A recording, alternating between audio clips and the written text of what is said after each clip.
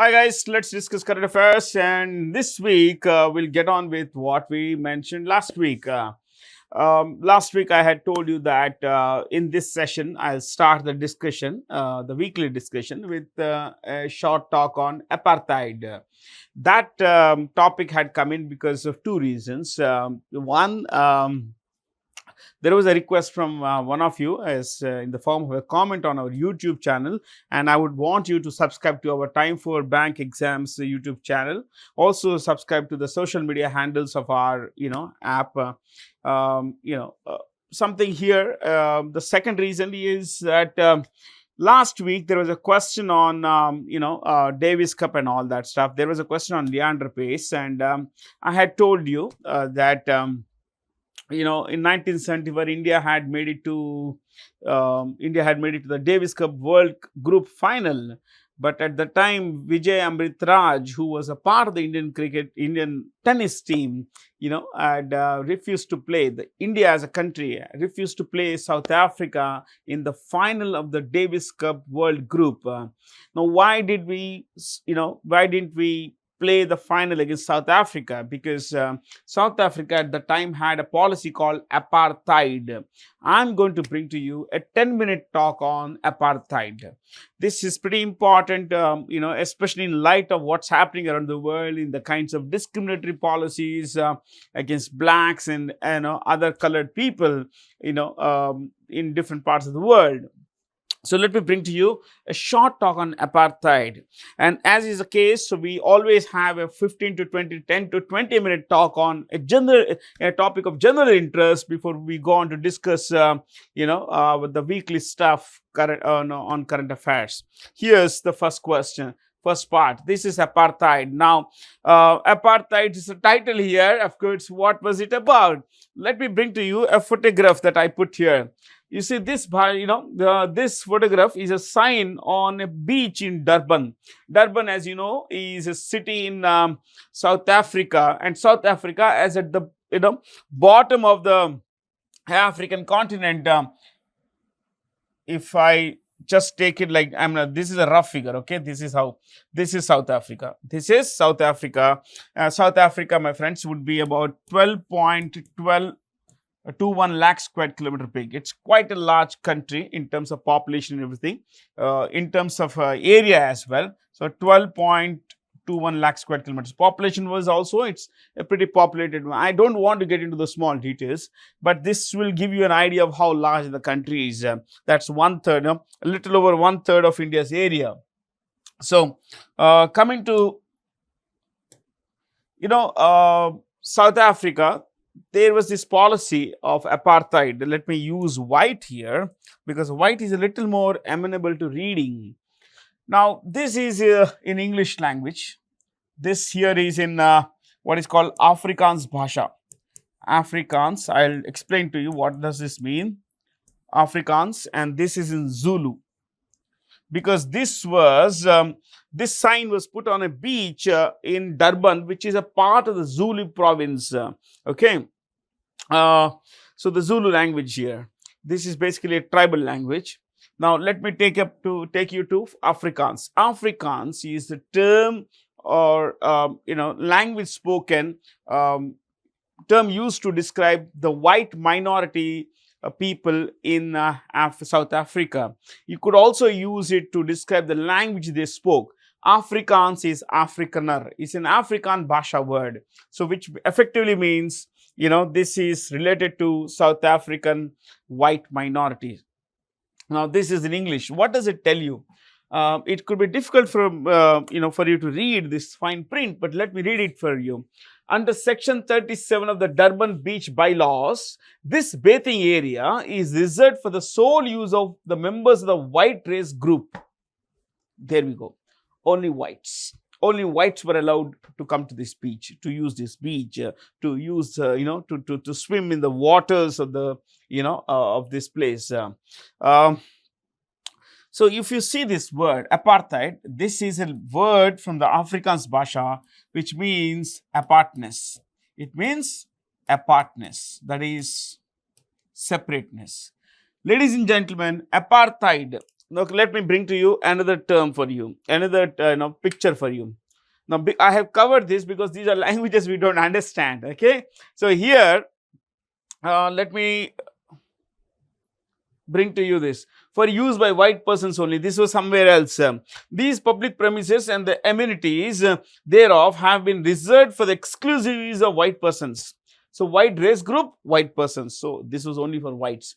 So what was this policy of apartheid which we mentioned is an Afrikaans Bhasha word for meaning apartness or aparthood, that is separateness. Ladies and gentlemen, this was a policy of, I put everything here, this was a policy of white, the white minority government to racially segregate themselves against blacks, Indians and colored people. Okay. Now, racial segregation, that is the whites here who were the descendants of the of Britain, the British people, the Belgians, most importantly, the people of Netherlands, Dutch. So these guys believe that they are the chosen people to lord over this place, to rule this place. And even though majoritarily South Africa and what we today call Namibia, in those days it was called Southwest Africa, South Africa and Southwest Africa were all ruled by white minorities. See the population today. The population today is 7.3%.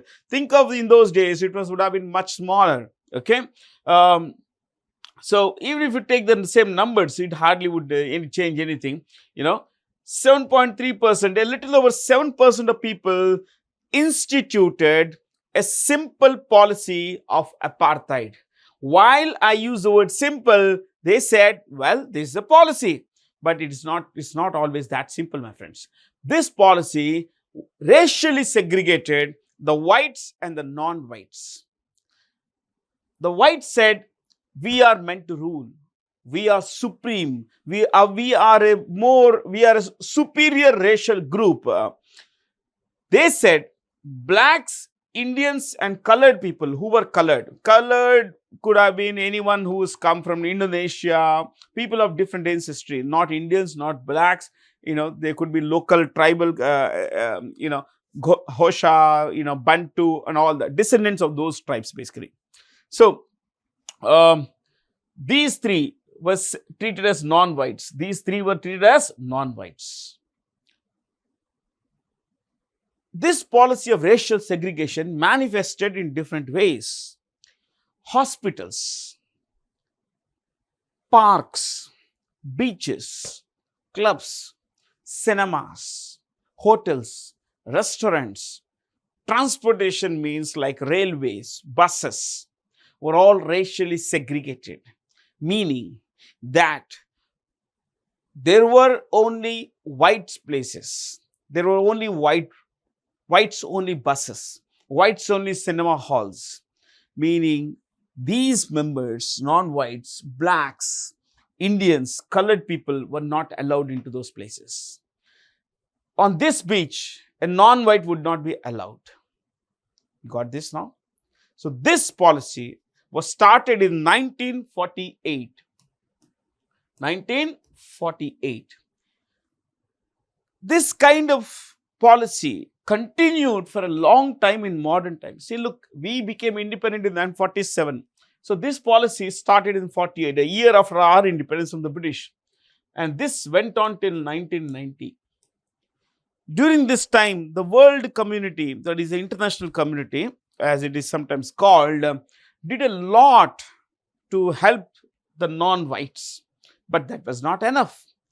What was that lot they did? Well, they boycotted South Africa. Countries refused to have anything to do with the white minority ruled South Africa. They said, nothing doing. We don't want to play cricket with you. We don't want to play rugby with you. We don't want to play tennis with you, or for the matter, any other sport.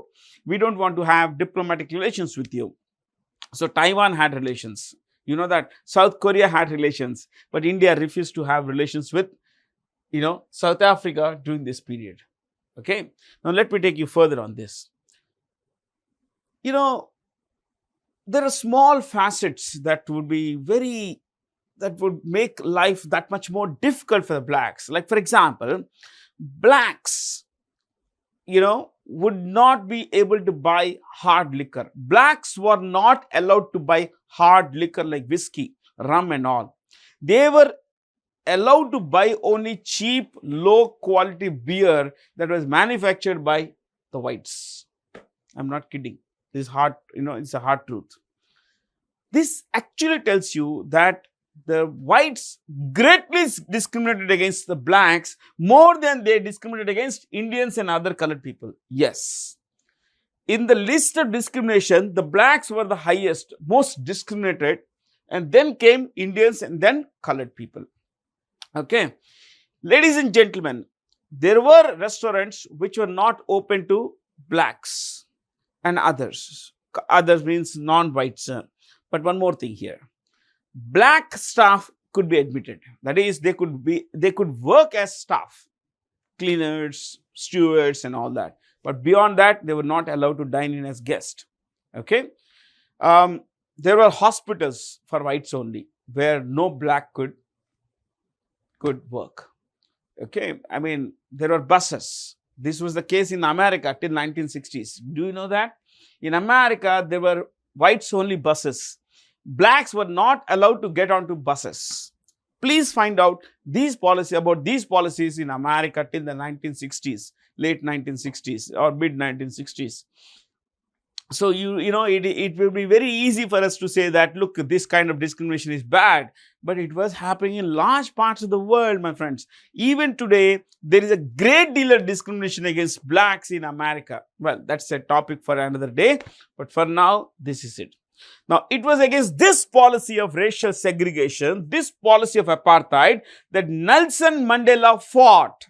Nelson Mandela, as a teenager and as a young man, fought against this policy, not freedom and everything like, our freedom fighters like, Rajagopalachari, Bhagat Singh, Gandhi and all these people fought. Nelson Mandela fought against this system of racial segregation called apartheid. In 1964, he was jailed when he was fighting this, and he used non-violent means. He was a boxer also. In 1964, he was jailed, and for nearly 27 years, he was imprisoned because he fought against the racial segregation policy of apartheid. Okay. And remember one thing, this was a non-violent struggle by Mandela. Okay. So, after Mandela was released and the South African government dismantled, did away with the policy of apartheid in 1990, only then South Africa was accepted into the international community. Okay. So, this is this in a nutshell. Of course, this is one of my favorite areas, especially I would list a lot of things in terms of discrimination and everything, but you could always read a little more on your own. So, simply put, apartheid is an Afrikaans Bhasha word meaning racial segregation or apartness. This was a policy of deliberate racial segregation by the white minority government against blacks, Indians and other colored people. Okay. See, in Pakistan, there was this club in Karachi where there was a board which said, Indians, women and dogs not allowed beyond this point. Can you believe that? What I said is right. Indians, women and dogs not allowed beyond this point. See, this kind of discrimination is there. It's an ugly fact of life. Okay.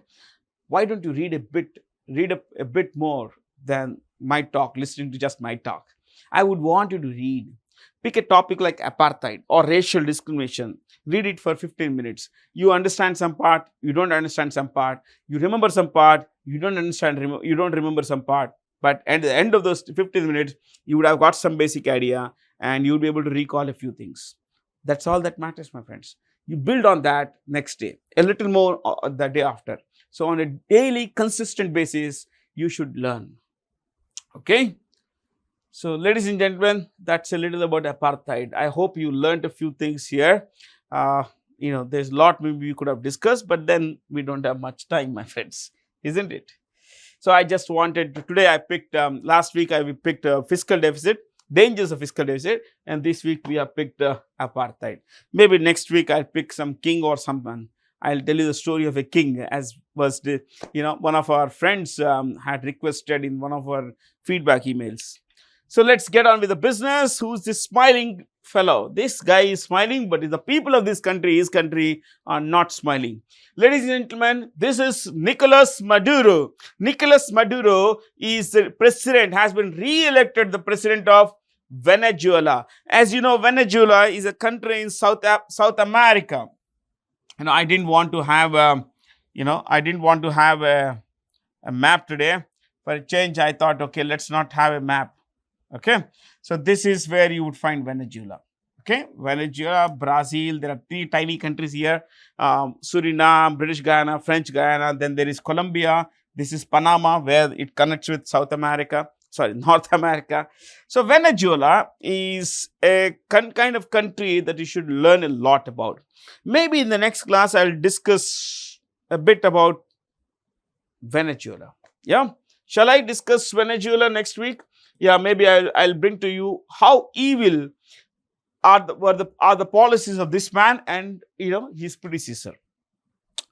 Just it would help to suffice. It would help you if you know that this man is a dictator. He's a dictator. He has destroyed Venezuela. Ladies and gentlemen, Venezuela has the largest petroleum reserves in the world. You heard it right. The largest petroleum reserves in the world, yet 82% of the country's population lives below poverty line. What I said is 100% right. 82% of the country's population lives below poverty line, even while it is sitting on the largest petroleum reserves in the world. Yeah, maybe I'll give you a little more dope on Venezuela in the next class. But, because that's going to take a little more time, because I already spent some time on apartheid. The capital here is Caracas. What is it? Caracas. This is the capital. Coming to Chile, the capital is Santiago. And the president is Gabriel Boric. Gabriel Boric. B-O-R-I-C. Boric. Peru is run from a place called Lima. This is the capital, and run by the president Dina Boluarte. You may find an L here as a O. Sorry, U-O. Boluarte. Argentina. Argentina's capital is Buenos Aires.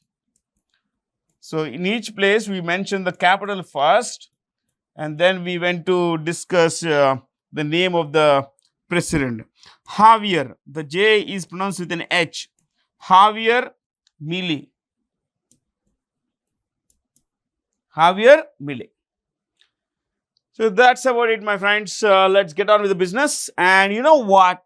In all these countries, the main language spoken is Spanish. Sorry, except for Brazil, the other countries have Spanish as the main language because they were all part of the Spanish Empire. Coming to Brazil, they were ruled by Portugal, and the main language spoken here is Portuguese. Okay, so let's go to the next one. This is a question about a military exercise involving India and which country?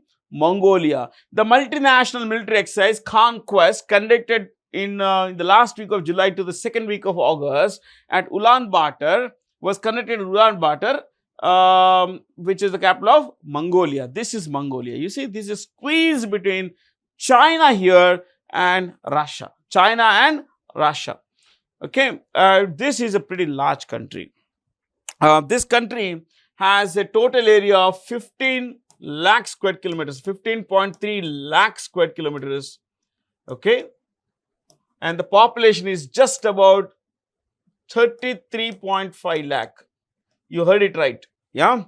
So take 34 lakh. 34 lakh is the population. Ladies and gentlemen, that makes Mongolia the most sparsely populated country in the world, the country with the least density of population. It also is true, that Mongolia is the second biggest landlocked country in the world. What's a landlocked country? A landlocked country is one that does not have access to the sea. So, which is the largest landlocked country? This is Kazakhstan. Kazakhstan has an area of a little over 27 lakh square kilometers, and this is Mongolia. Next to it, on its east, a little over 15 lakh square kilometers. So, two largest landlocked countries here. Got the idea? Yeah. So, I guess that's about it. Yeah. See, there are two countries which I think this is enough for this. Yeah. Why don't you look at the places here? This is Tajikistan. What's the capital here? Dushanbe. Let's stick to capitals because these are all places that you would find very difficult to remember the leaders of. Dushanbe is the capital of Tajikistan. Uzbekistan. This is Uzbekistan. Tashkent. Let me use red here. Yeah. Tashkent. Okay. From Tashkent, let's go to Kazakhstan. Pretty large country. Astana. A-S-T-A-N-A. Astana. Turkmenistan. This is the country here in green. Okay. Ashgabat. What is this? Ashgabat. In fact, I did not even think about discussing the names of the capitals. I was more focused on, okay, let me give them, my students, a trip of these countries and with their leaders. Like, for example, the leader of Turkmenistan is Sardar Berdimuhamedov. What's the name? Sardar Berdimuhamedov. That's about it. Don't worry too much about it. Okay. He's a dictator. His father was a guy called Gurbanguly Berdimuhamedov. Mega dictator. Before him was there was another dictator, Sapar Murat Niyazov. All dictators, man. Yeah. Crazy countries. World Nature Conservation Day is observed on 28th July every year, and as the name says, World Nature Conservation Day. I'm not going to discuss this. What was the theme for this year? What's the theme for this year? Connecting people and plants, exploring digital innovation in wildlife conservation. Ladies and gentlemen, self-explanatory as this is, I'm not going to spend time here. Who is the new chairman and managing director of the SIDBI? Small Industries Development Bank of India. This is Manoj Mittal. Manoj Mittal succeeds Siva Subramaniam Raman, the outgoing chairman and managing director of SIDBI. SIDBI is headquartered in Lucknow. Where is it headquartered? Lucknow. Okay. So, incoming CMD, outgoing CMD, head office of SIDBI. Shaji KV is the chairman of NABARD. Chairman of NABARD. Harsha Bangri. She is the MD of Exim Bank of India. Exim Bank of India. Debashish Panda. IRDAI or IRDA. Insurance Regulatory and Development Authority of India. Let me repeat. Insurance, Regulatory and Development Authority of India. I guess we covered everything here. What does SIDBI do? It lends money to small, medium and micro enterprises. Medium, small and medium, micro enterprises, MSMEs. Fair? Ultratech Cement, one of India's largest, probably the largest cement company in India, is buying an additional 30 to a little under 33% stake in India Cements for a little under 4,000 crore. Ultratech is owned by Aditya Birla Group. Aditya Birla Group.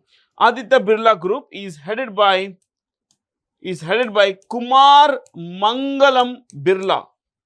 Kumar Mangalam Birla, an MBA and a chartered accountant, MBA from London Business School. Kumar Mangalam Birla. You know this company, Grasim, Hindalco, you know brands like Pantaloons. You have, Alan Solly, Van Heusen. Peter England. They're all owned by Aditya Birla Group. There is a company called Philips Carbon. So these are mega companies, my friends, and they're all part of the $65 billion Aditya Birla Group, run by Kumaramangalam Birla. Okay, Reliance Industries, the CMD is Mukesh Dhirubhai Ambani. Mukesh Dhirubhai Ambani. Adani Group is run by Gautam Adani. Gautam Adani. They recently bought Penna Cements. Just remember this. So while Ultratech Cement has purchased India Cements, Adani Group recently, last year I think, they acquired Ambuja Cements. Ambuja Cements.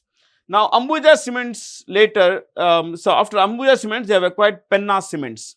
Penna Cements. What about Tata Group? They are not into cement and all. Tata Group is run by, let me clear this, run by Natarajan Chandrasekharan. Natarajan Chandrasekharan. Chairman of Tata Group is Natarajan Chandrasekharan. DLF, it's a real estate company, construction and company. Delhi Land and Finance Company. Delhi Land and Finance Companies. Okay, and it's run by Devinder Singh. Devinder Singh. It's India's largest real estate company in terms of land bank and the amount of land it owns. Okay. Which country won its maiden T20 Asia Cup? T20 is 2020 Asia Cup, and it was won by Sri Lanka. It was won by Sri Lanka, and India was runner-up. The player of the series was a Sri Lankan cricketer named Chamari Atpatpatu. The spelling I am writing is right, okay?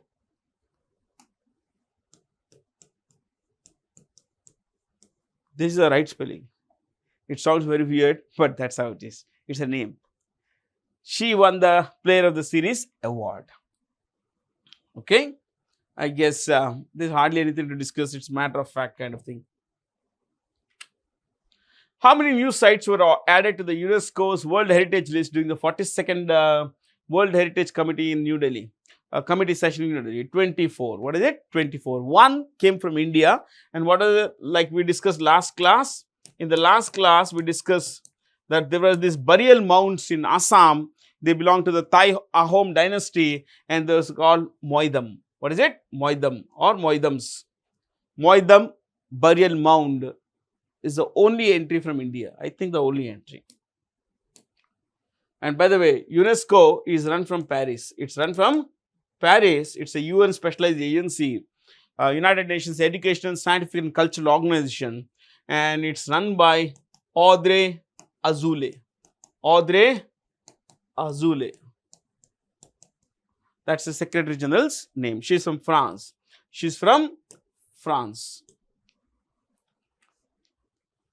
Oh, Rigoberta Menchú of Guatemala was honored with the 2020 Gandhi Mandela Award. This is Guatemala. You see in pink here? This is Guatemala. Fair? She received the 1992 Nobel Peace Prize for fighting for the indigenous, the rights of indigenous people of Guatemala. The rights of indigenous people, the natives, not those who had come from Europe and all. Because see, historically, I mentioned South America, except Brazil, the whole of South America was more or less ruled by Spain. Similarly, this part of the world also was ruled by Spain. In fact, Mexico, Guatemala, this entire area was ruled by Spain. This is a part of Spanish Empire. Panama, Costa Rica, Nicaragua, Honduras, you have El Salvador, Guatemala, Belize, all are Spanish speaking countries. Okay, so the Spanish historically have destroyed, had destroyed local cultures to promote Christianity here, especially Catholic Christianity, and of course to promote their own language and culture. Rigoberta Menchú won the 1992 Nobel Peace Prize, and she has also won the Gandhi Mandela Award. This is the latest one. The 2020 award has been given now. Please know that. Okay, it's named after both Gandhi and Nelson Mandela. This is Belize. Belize has a head of state whose name is King Charles III. You heard it right, King Charles III. And what's the capital of Belize? Belmopan. Belmopan. It's here.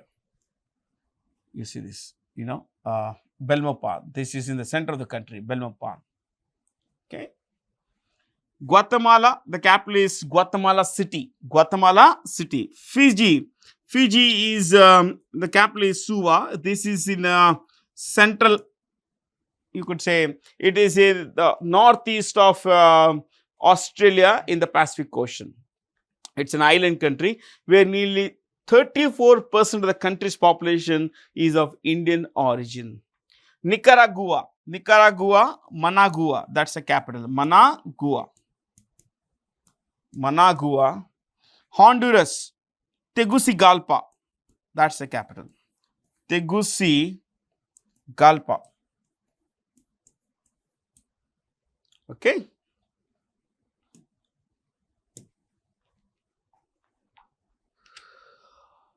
According to a WTO report, World Trade Organization report, India ranked dash in anti-dumping duties, lowering average tariffs in 2023. Tariff is basically tax.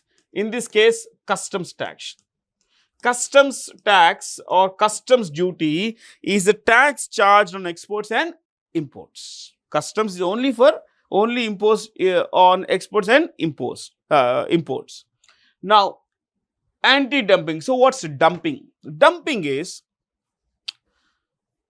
a country X manufactures a particular commodity at a certain good and sells at, let's say, 40 rupees. This is an example in China. A Chinese company sells a particular commodity at 40 rupees in China, but exports it to India and sells it for 25 rupees. What is it doing? It is dumping. It is dumping. So, if there is an alternative and there is something, let's say in India, we have something that same commodity that is sold at 30 rupees. What will you buy as a consumer? 25 rupee thing or 30 rupee thing? 25 rupee thing. Yeah. And this destroys local industries. Okay. So, to protect domestic industry, domestic economy, the government resorts to imposing anti-dumping duty. Okay. So, a commodity that is sold at a lower price in a foreign market than the price in the home market is called dumping. Okay, it's called dumping. That's the action is called dumping. So, India imposed nearly, if I'm not wrong, nearly 45 instances. In 45 cases, India imposed anti-dumping duties. We ranked second. The first rank belongs to the US and it imposed anti-dumping duties in 64 cases. 64 times it imposed anti-dumping duty, mostly against goods from China. Goods from China. Okay. So, top two, US 64, India 45. Yes. And what about the WTO? The World Trade Organization is headquartered in Geneva. Where is it? Geneva. And it's a global organization to promote trade, the free flow of trade between member states, 65 member states. And its Director General is Ngozi Okonjo-Iweala. Ngozi Okonjo-Iweala. Okay.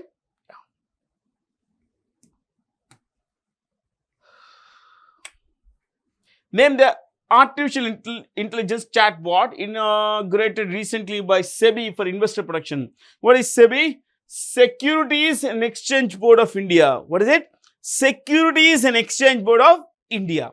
This was started in 1998.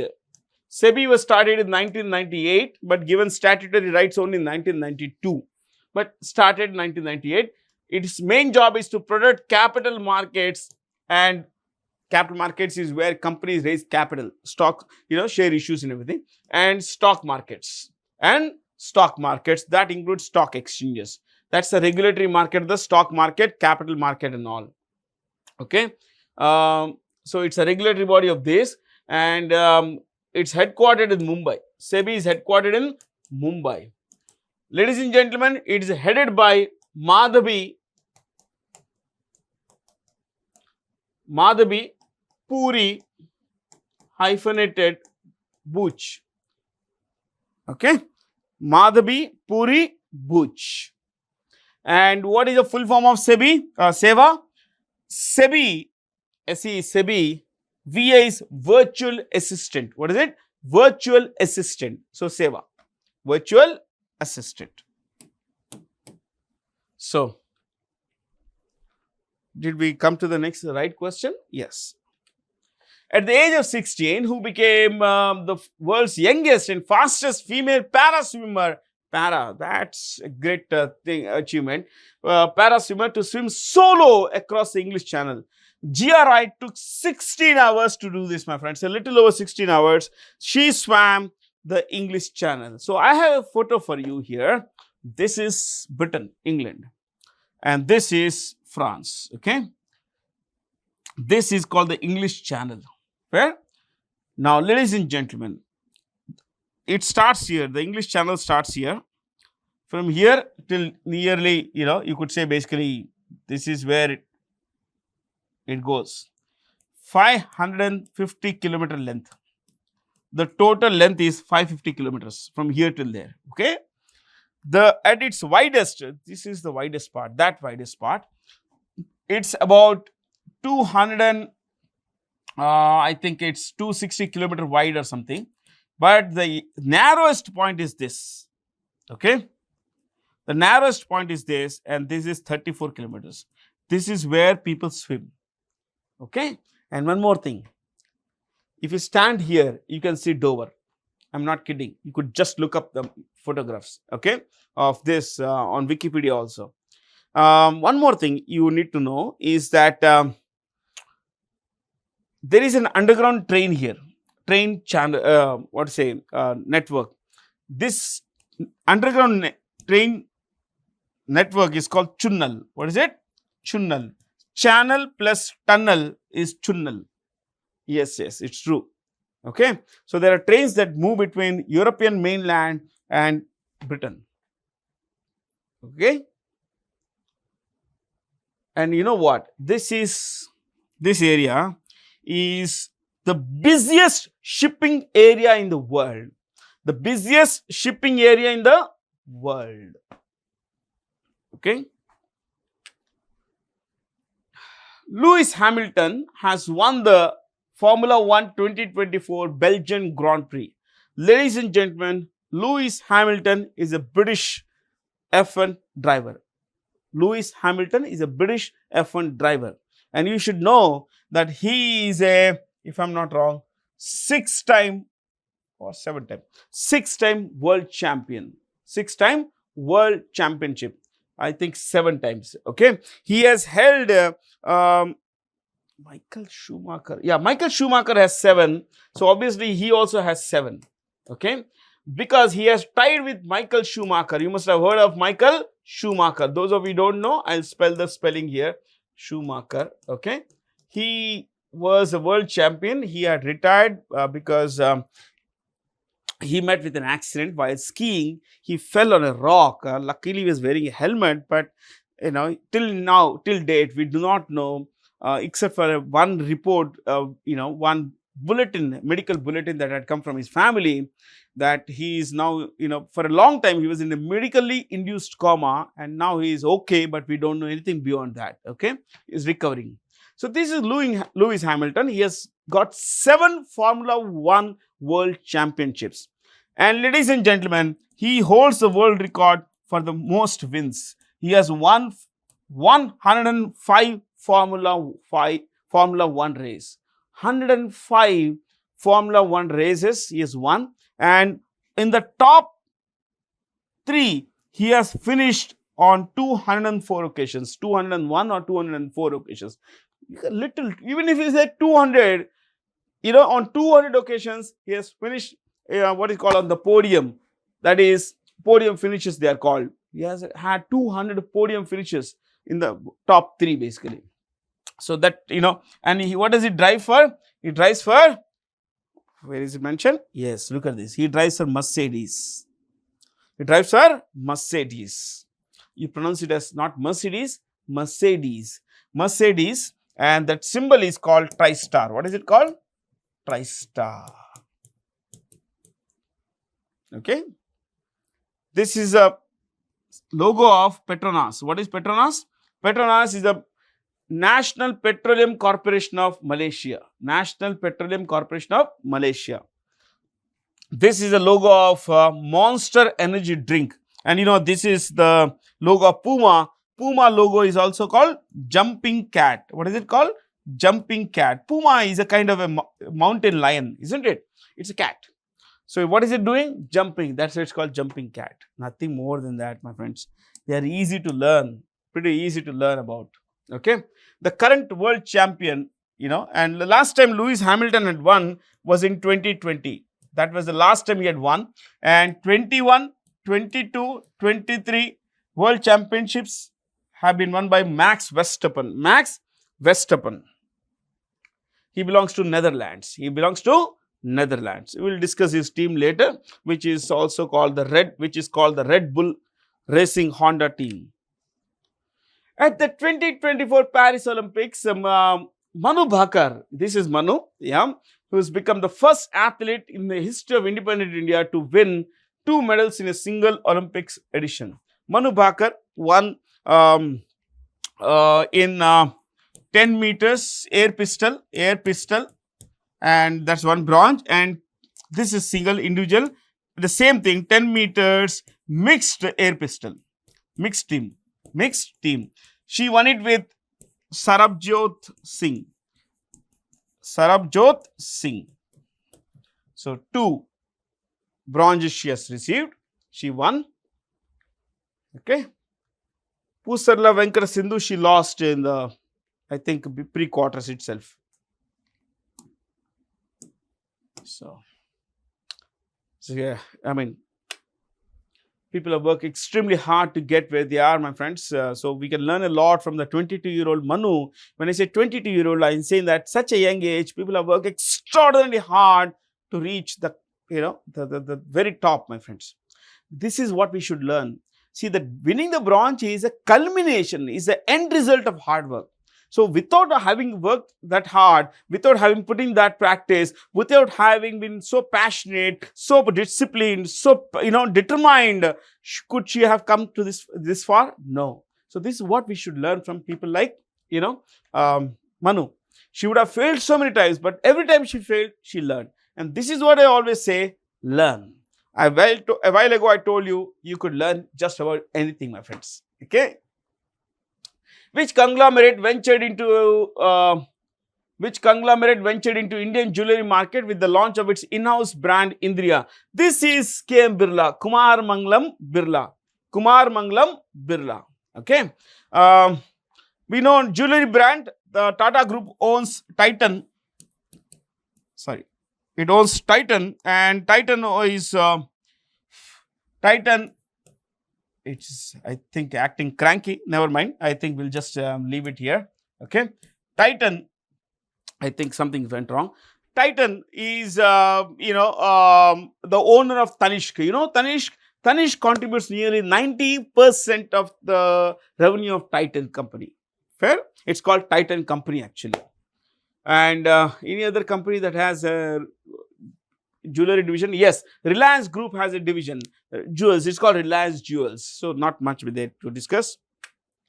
Which Indian university has been granted the distinguished special consultative status by the United Nations ECOSOC,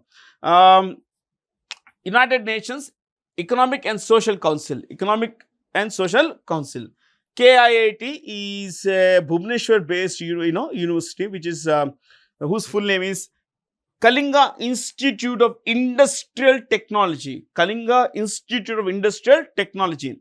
This is, it's received a special honor here. And what does ECOSOC do? Look at this is what ECOSOC does. A central platform for fostering debate and innovative thinking, forging consensus on ways forward, and coordinating the efforts to achieve internationally agreed goals. So, between member states. Okay. This is Banaras Hindu University, and IISc is Indian Institute of Science. Okay, Swapnil Kusale, nice. Swapnil Kusale has won the, he won India's, he won the bronze medal, and he won it in the 50-meter air rifle, basically 50 meters air rifle. Please know this, 50 meters. He is also a shooter, and he was a ticket collector with the railways, and later now he is an officer on special duty at Mumbai, I think, Officer on special duties, Indian Railways. So, he is a member of the Indian Railways. Extreme hard work, my friends. If you read his story, you will be wonderstruck at the amount of hardships people face. But it all pays off when you do very well. Okay. Ride-hailing startup Rapido has entered the Unicorn Club. Unicorn Club is which has a valuation of $1 billion, which is 8,300 crores today at today's value. 8,300 crores. So, who are the founders? Arvind Sanka, Pawan Guntupalli, S.R. Rishikesh. 3 friends started Rapido, and Rapido is rapidly, is catching up with its competitors like Uber and Ola and all that. It's doing quite well, actually. To improve solid waste management and sanitation in 100 cities, the central government signed a $200 million loan deal with the Asian Development Bank. The Asian Development Bank is headquartered in Manila. It's headquartered in Manila, and it's headed by a man called, let's see if it's working, Masatsugu Asakawa. Masatsugu Asakawa of Japan. Masatsugu Asakawa. The rest of the choices you would know, but let me bring in one choice here. The new development bank is headquartered in Shanghai. It's headquartered in Shanghai, and it is headed by the former Brazilian president Dilma Rousseff.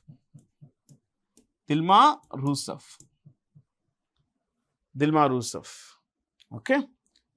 Just to, I think that should be fine, my friends. Yeah.